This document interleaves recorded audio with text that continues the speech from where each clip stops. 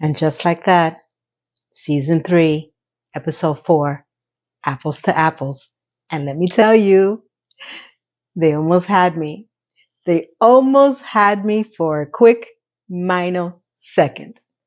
I actually believed for a second that, hey, this is actually getting better. It was a little towards the end because of what happens with Carrie and the Manson family.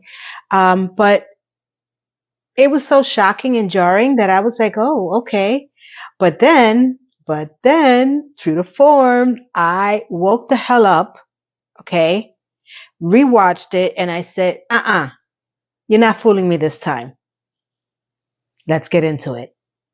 Now, I'm going to do this as I normally do, character by character, as much as I can remember. Remember, I don't script this. This comes from my own memory. So if sometimes I don't look at the camera, it's because I'm literally rolling back in my mind what I can remember.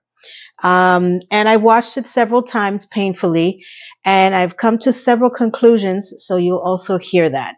So let's start off with the short-term characters that were just put in for whatever reason this episode, and some of them are main characters.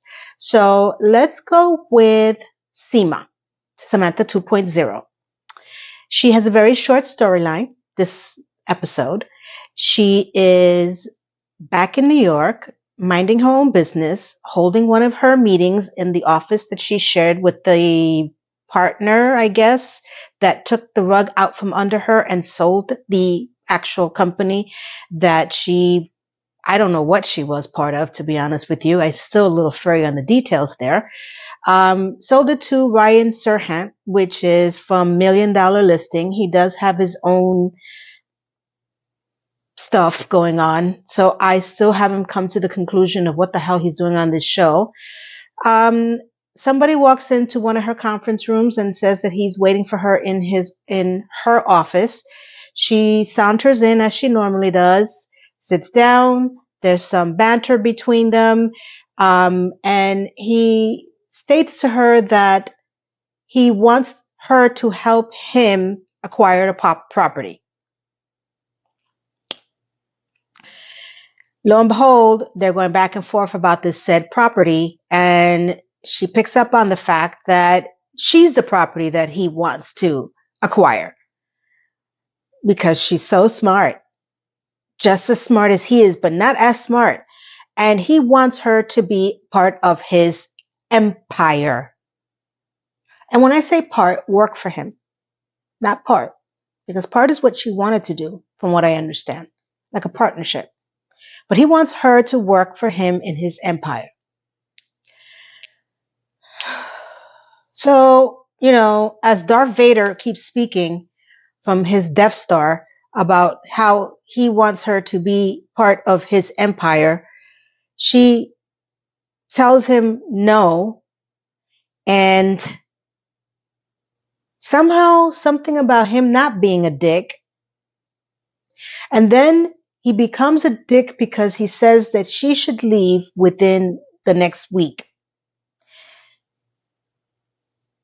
She thought she had 30 days to stay in the office that she shared with 70-year-old, 90-year-old Christ-loving partner from last episode.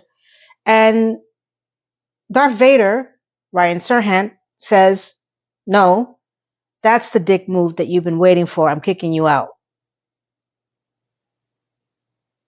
Okay? And he walks out. And she's rolling back in her chair thinking, oh crap, I only have 1 week instead of 30 days. To do what? I don't know what she's planning. I just know that she looked really, really comfortable in that conference room, and she still had all her stuff on the table. She didn't look like she was packing anything. And then the next scene is she is packing. I still don't see any boxes, but she comes out of her office, walks over to, I presume, is someone of an assistant to whom I'm not sure, young girl. And she tries to poach her to come work for her in her new, I guess, company. I'm presuming Patel Group from the last episode. And she goes on to tell young girl, and I say this because you'll hear why soon. She tells her someone took a chance on me when 20 years ago, and now I can take a chance on you. Yeah, blah, blah, blah, blah. Jerry Maguire. This is because the girl says, my rent is $3,000 a month. In other words, she won't go with her. If she's paying rent $3,000 a month, and she's not a realtor, doesn't have her own office, I don't know who she's working for. My God, how much money is this girl making? Do you understand $3,000 a month? I have no clue. But then Seema just bounces back. She said, oh, well, I gave it a shot. This was my best Jerry Maguire. And just in case you didn't realize how young this girl is, she says, who's Jerry Maguire? So Seema responds back, oh, just a movie, science fiction. So Tom Cruise, you have been canceled. Because not even people of that generation, of whatever age he is, even know who you are. And because we, the audience, most likely do, we're reminded again that we're older, and so is Tom Cruise. Bye! You've been canceled. Next.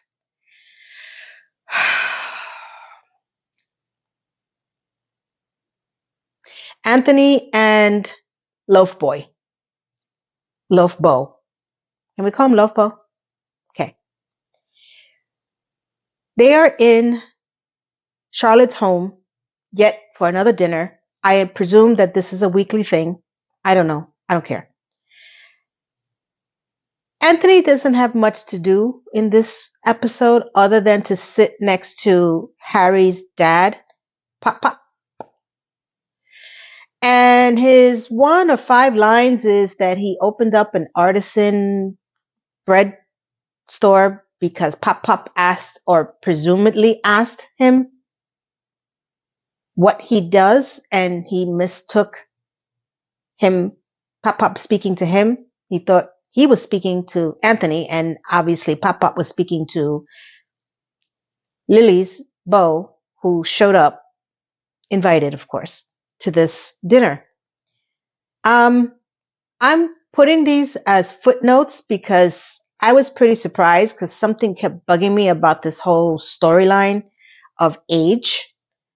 And when I say age, I honestly don't know if anyone on this show is playing the age that I presume or I can recollect they should be playing. Okay. So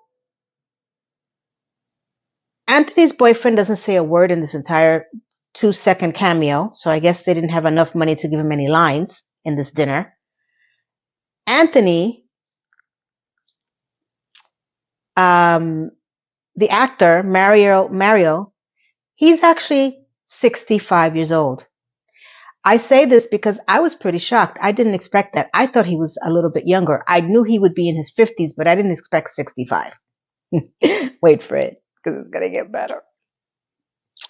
Mostly everyone on the original cast is 60 already. That's Charlotte, Miranda, Carrie. Technically, the actors that play these roles are in their 60s. Okay. Harry is about 64. And Rock, she is 17, the actress. So I didn't know this because when I looked up Lily, you know, the Attitude daughter, Lily, that one,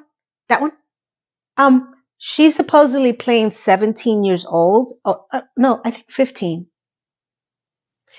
Either Lily's 15 or Rock is 15, but they're both in their teens.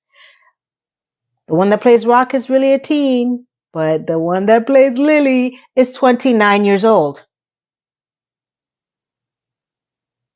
20, I literally had to, what did I do? I scrubbed the internet. I kept double checking this. I'm like, no, she's not. No, she's not. So, wait, how old is Lily now? But the actress is 29 years old. I mean, A little shocked about Anthony. I was like, hey, you look good for 65. I pretty much knew the rest of the cast was, like I said, my age, but I was not ready to hear Lily was 29 years old. Not the actress. I was like, no. That's why she has a good control of this and all of this. Wow. So I will get back to that minutia and that whole breakfast at Nightmare Street as soon as I get into the Charlotte Chronicles. Okay. So those are the two short-ish footnotes, because really nothing else happens with Seema after she cancels or, uses the Jerry Maguire and inadvertently cancels Tom Cruise in one short breath. And nothing else happens with Anthony because we don't see him again. So, LTW. I'm going to put it in this one because then we got to get into the three ding-dongs because they have a little bit more juice. Not by much, but a little bit more. LTW is trying to find a new editor for her 1,000-Year Journey video film. She is keeping up her husband awake at night because she keeps speaking in her sleep, which ironically is much more interesting than any other part of this storyline. She is in her office, and I think I missed something somewhere. When did she get an office? When did she start going into it? I feel like I'm missing an entire...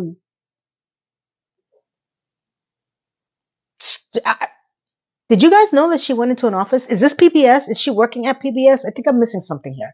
I just remember the last 2 seasons she's either working from home, in her kitchen, stabbing something. And I don't know what. I didn't know that she had an office. So some woman comes in and tells her that the new editor, or one of the new editors she's interviewing, is waiting for her, and his name is Marion. And she thinks Marion is a girl. So, then she finds out it's a guy, and Marion walks in wearing more or the same jewelry that she is wearing, between earrings and a necklace. Doesn't wear... I don't know. Do editors, when they go into interview for a job, they don't need to look professional? I don't know, because I know there's certain industries that you don't need to, but I would think if you're going into an office setting, that maybe jeans and a t-shirt will not suffice. Put on a blazer. Okay? Something. Especially when you're walking into that environment. But I could be wrong. Maybe they don't care. LTW is a little hesitant on hiring a man for her 1,000-Year Journey film because it's about women. So here's the backwards part. Are we not done with this type of BS anymore? Are we still pretending that this is an issue now? Can't just people be people and hire people that are qualified and skilled? Not...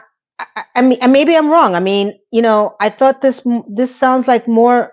What, he can't appreciate women in her 1,000-Year Journey that she's writing? I don't get it. That's like people having to hide their names in order to be qualified to work in Hollywood. For some reason, because I'm a Trekkie and I love science fiction, I keep thinking of DC Fontana, where she had to abbreviate her name in order to work in the industry and write for Star Trek because she was a woman. Like, haven't we passed this already? Isn't the whole purpose of thinking more diverse is allowing people to play and be a part of whatever they can be if they're qualified? I'm just asking. I don't want anybody yelling at me. It's just like, this whole thing doesn't sound right at all to me. I don't know where they're going with it. I don't know what the purpose of this was, but whatever. I was like, and yet again, I still don't give a fairy rat's behind about her stupid film. And even more so now, because this is the way she's thinking. She's keeping up her husband at night because she can't make a decision. He decides to leave the bedroom and sleep somewhere else in the guest room. She gets upset because she feels like it's called sleep divorce. I have to tell you, that's the first time I've ever heard that, but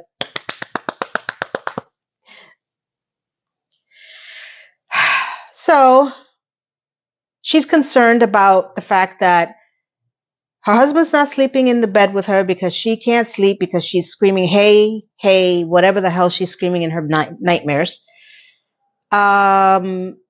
She doesn't know how to make a decision on what editor to pick because she doesn't want to be called out on the internets for picking a gender that shouldn't be working on her 1,000-year journey video. And that's it. I don't want to go any further because the rest of it is just bullshit, because there's nothing that happens. She makes the decision. She hires him. She tells her husband, please don't go. Literally, I broke out in song, because he wants to sleep yet again away from her, and she does not want that. And she tells him to please come back. And they wind up in bed together, and she stays up all night because she's scared that if she falls asleep and screams anything, he's going to leave her at night for a sleep divorce. That's it. And then that's all we see. So, yeah. Those were the honorable mentions. Are you ready for the ding-dongs? I know I am. Let's get into it.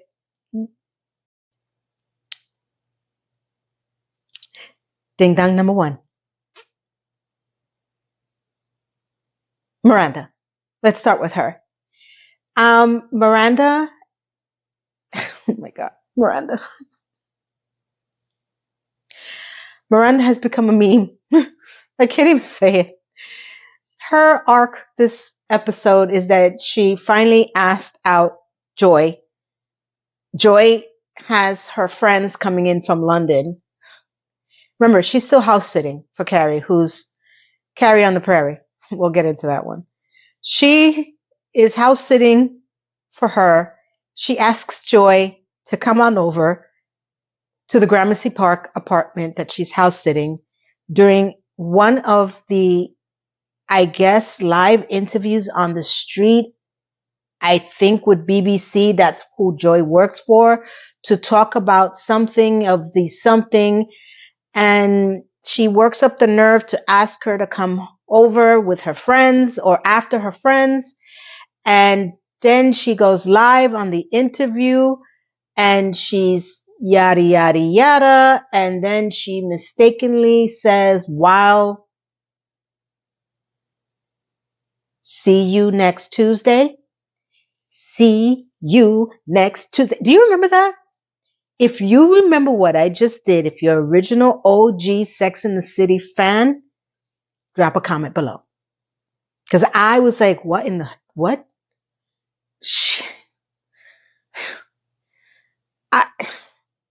Okay. So she inadvertently says wild cunt, for lack of a better word, on the internet, because now I have to say it. Because it said, at least I counted 25 times after that. She becomes a meme. Her son sends her it doesn't seem to, I don't know what version. I don't know if it's Instagram, TikTok, YouTube. I don't know. It doesn't really define. But she is on video and they're just repeating her saying the word over and over again. And of course, she freaks out and Brady starts to make jokes about it. By the way, Brady's in this episode. I guess he's alive somewhere. He hasn't been eaten up alive. She panics. She starts doing her round and around calls. She first calls Charlotte, who's too busy for her because Pop is back, which is, again, Harry's dad, and she's cooking. She calls Carrie because she had made the date with BBC Girl, and now BBC Girl canceled because she's running too late to meet up with her friends. So, true to form to Miranda, she thinks the world revolves around her mistakes or her flaws or her issues. So she presumes that because of the wild see you next Tuesday meme that BBC Girl canceled on her. And this is during a conversation with Carrie on the Prairie.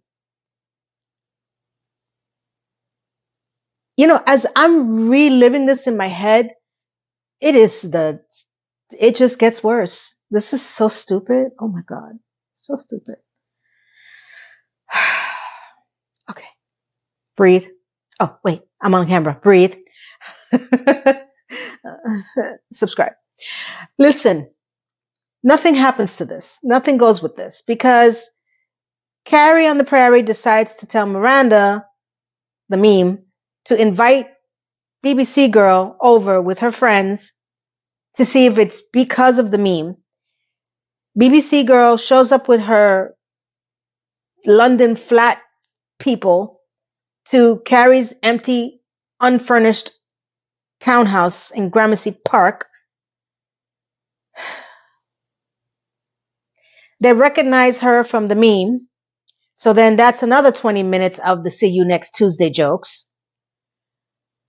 They're in Carrie's kitchen because I presume that's the only place that has sufficient amount of standing and sitting space.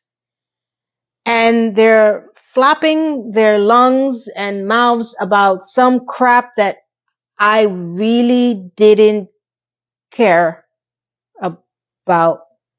I don't think we're meant to. I think we're meant to realize that BBC Girl is miserable at this time and that Miranda has no say in any of this conversation in the kitchen, that she's serving ice to them. I don't know.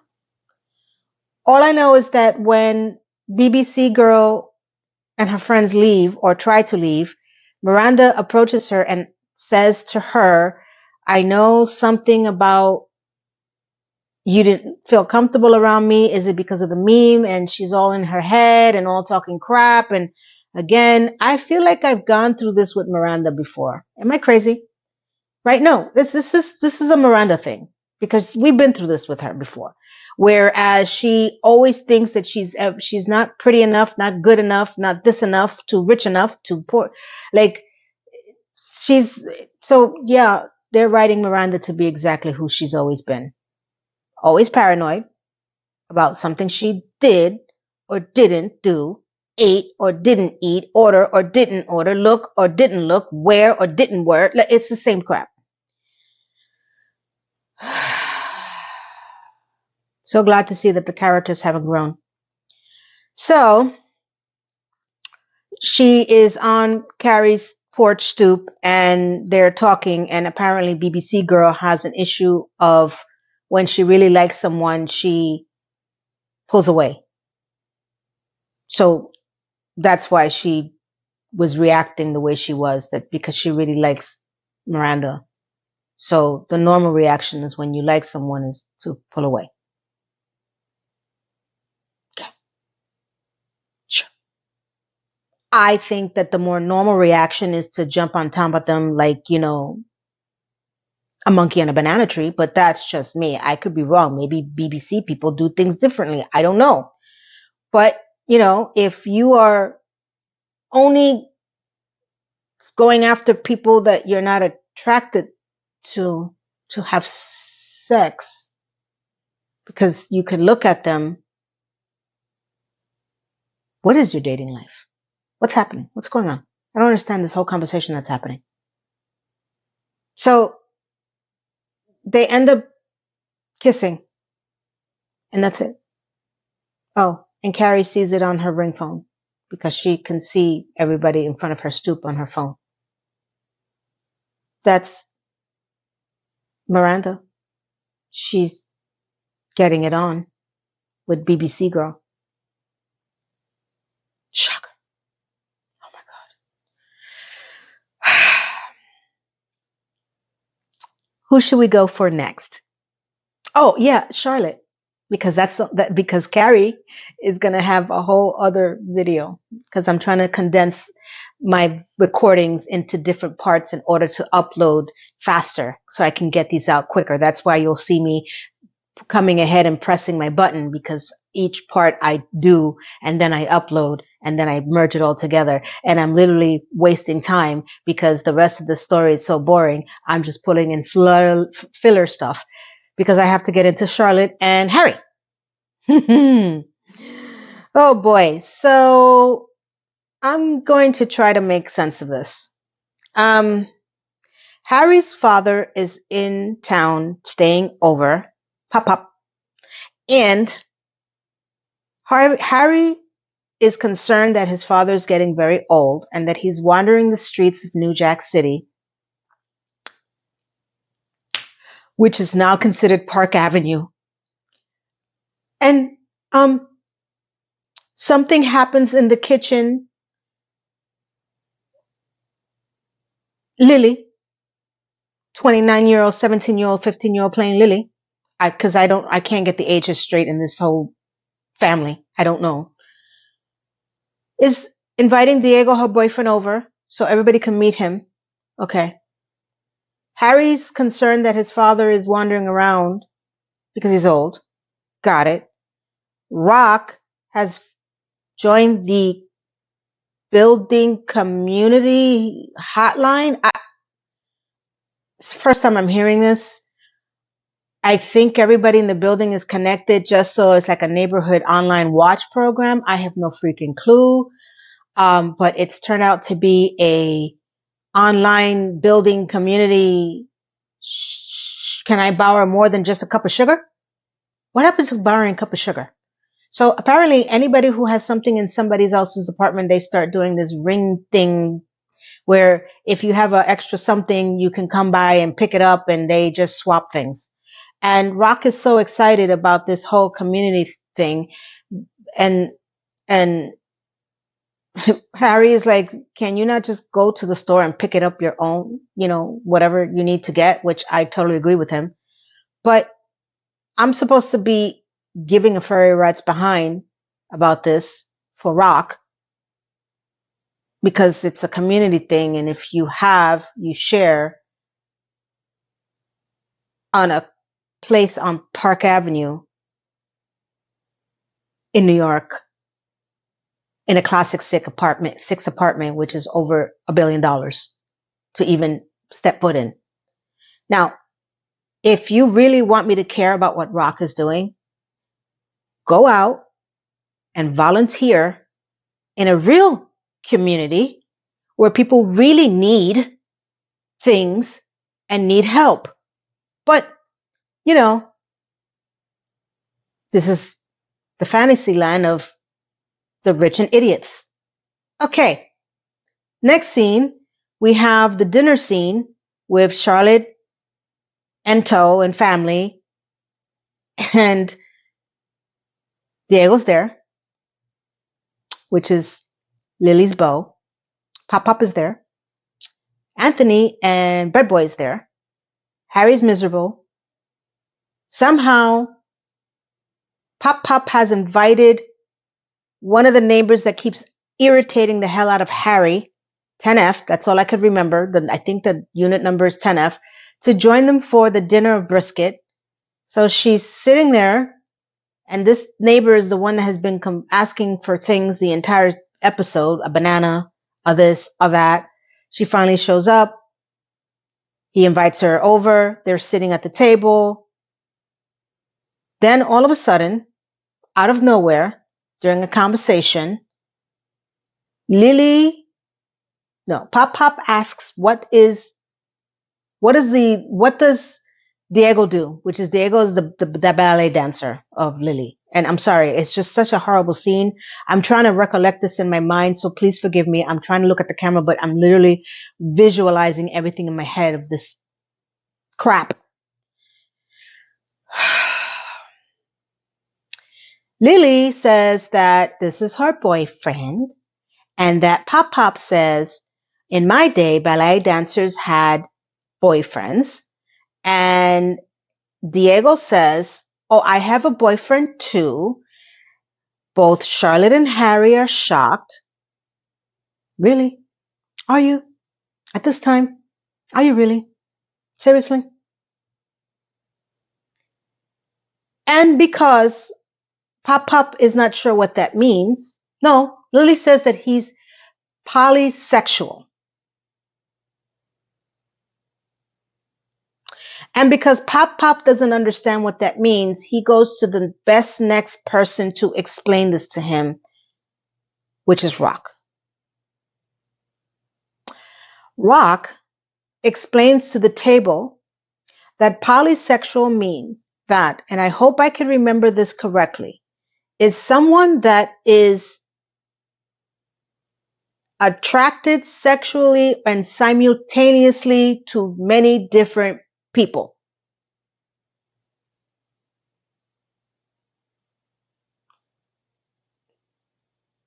So isn't that called being single and dating? So I've been polysexual my entire life. And didn't you just describe every business model for the dating apps? You just swiping and looking and being attracted to anything that pops up when your screen left and you swipe right and you I feel like there's more to this story or the definition that meets the eye. Because if you're attracted to, I give up. I give up. I don't even know. I don't even care. I'm like, okay, sure. So everybody's polysexual. That covers 95% of the world. We're all attracted to different people simultaneously. I presume I don't want to presume. Move on. So, next scene we have with Harry and Charlotte is both of them trying to get it on in bed. Harry is unsuccessful. He can't get it on. He is becoming extremely paranoid because he's getting older and it's not working. And he believes his penis has a warranty and he wants to go look for the warranty. And he has his father's feet and he doesn't want to have his father's penis.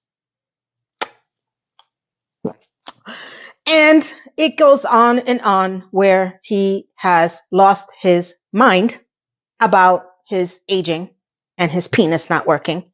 And Charlotte gently reminds him that whatever warranty that he is going to start looking for will lapse at some point, but that will not change their relationship because there will always be Charlotte and Harry with or without the warranty penis.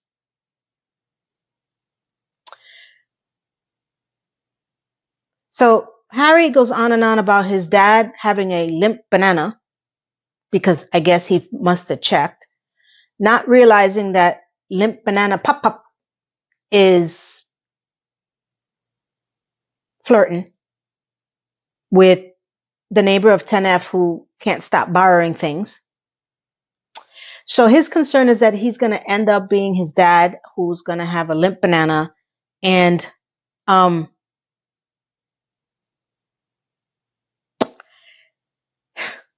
as Charlotte tries to calm him down, Rock comes in and claims that she was cleaning out Pop's iPad, and the reason why he was unable to download anything is because he's been downloading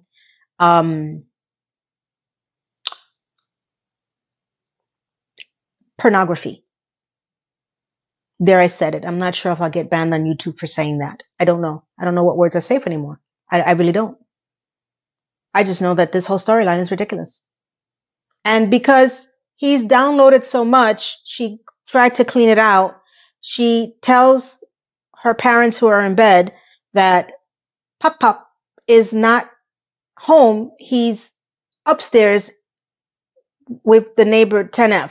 And that makes Harry happy because he feels like if his father still does not have a limp banana at his age, that there's an odd chance that his limp banana is still working. He just has to find the warranty, is what I'm gathering from this storyline.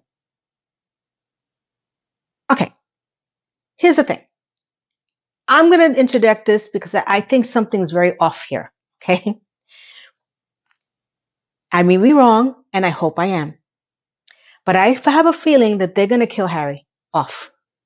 Because between him peeing on himself, unable to get his pee-pee or limp banana or warranty penis up, there's always something in the groin area happening in these last couple of episodes. Okay? And I would not be surprised if they kill him off. I really won't. Because this is like he's so focused on what's happening or what's not happening down there and all these crazy things that is like, okay, I just think that I will not be surprised if his warranty expires a lot sooner than all of us expect. Mm-hmm.